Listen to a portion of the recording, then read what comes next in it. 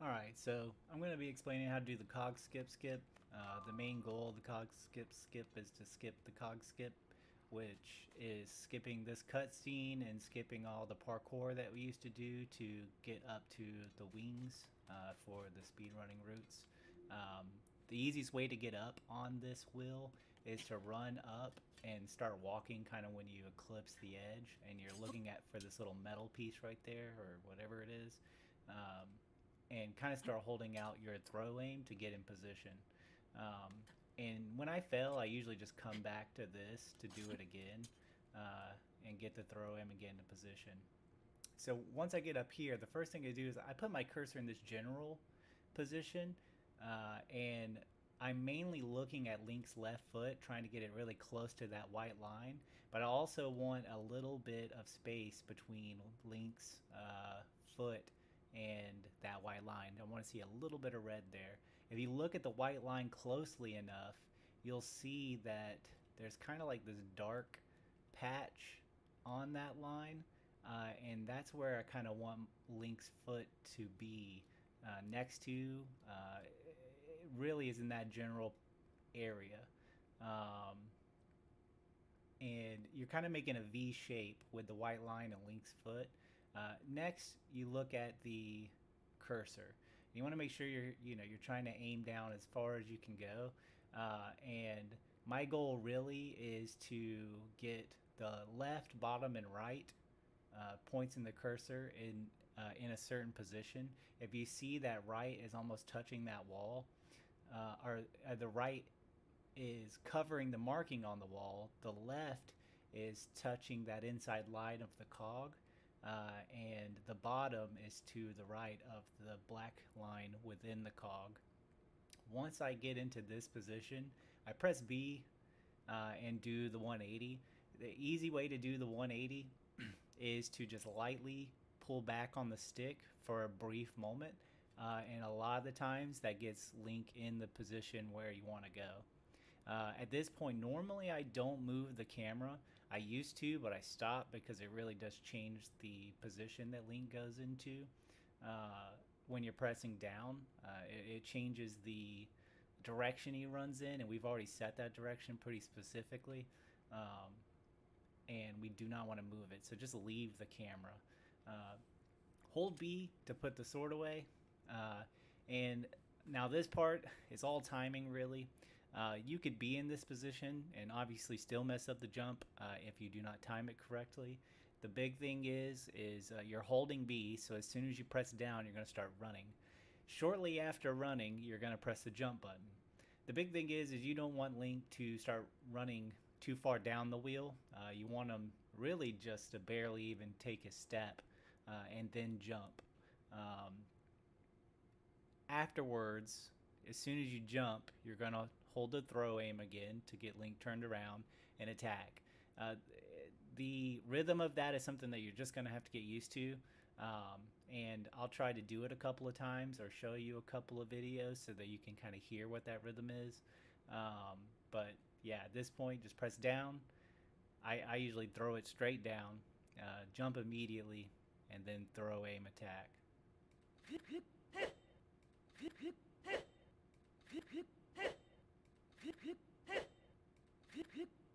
Now, the best way to practice it, I would say, is to try your best to consistently get into the exact same position. Like, I know we're speed running and everything, but first just get into the almost exact same position every single time, and then try the jump.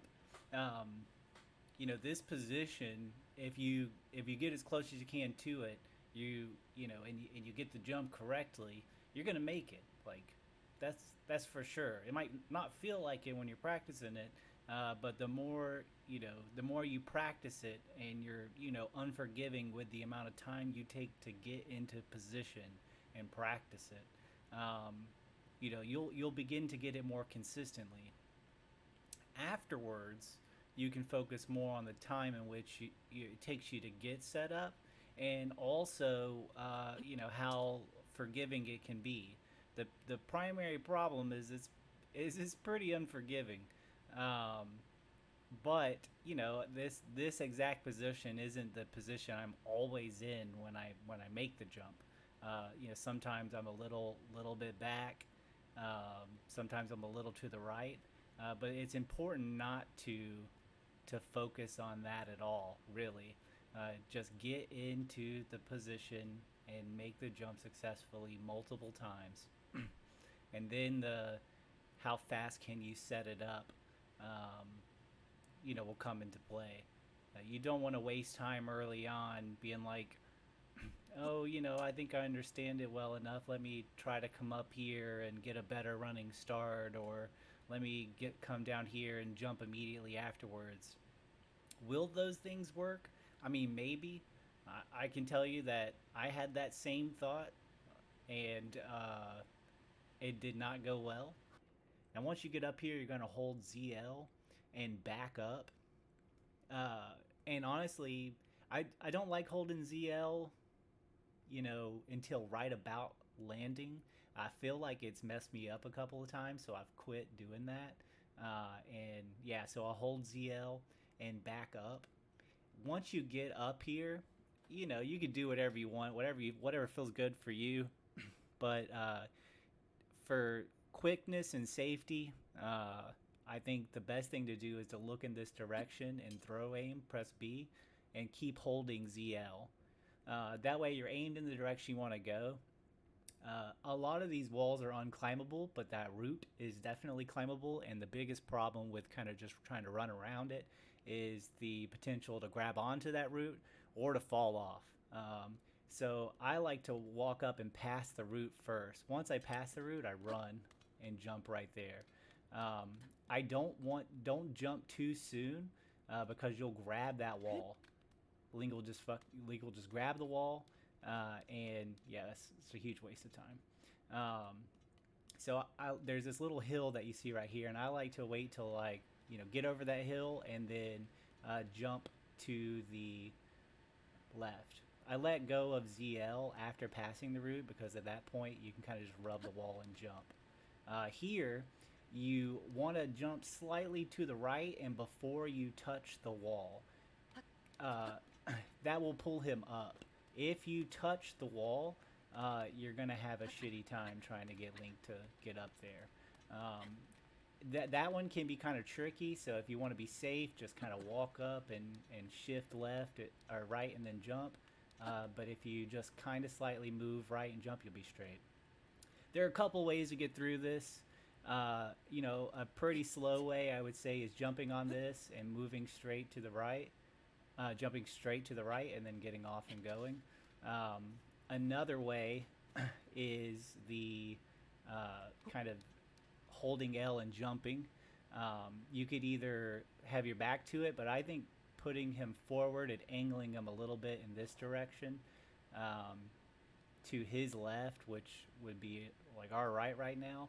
So that way when you jump to the right, it pushes him back and it helps you get around it. So the other way to get around that in a little bit faster of a way to get around this route right here is to hold ZL and move to the right. You can't really walk off like this.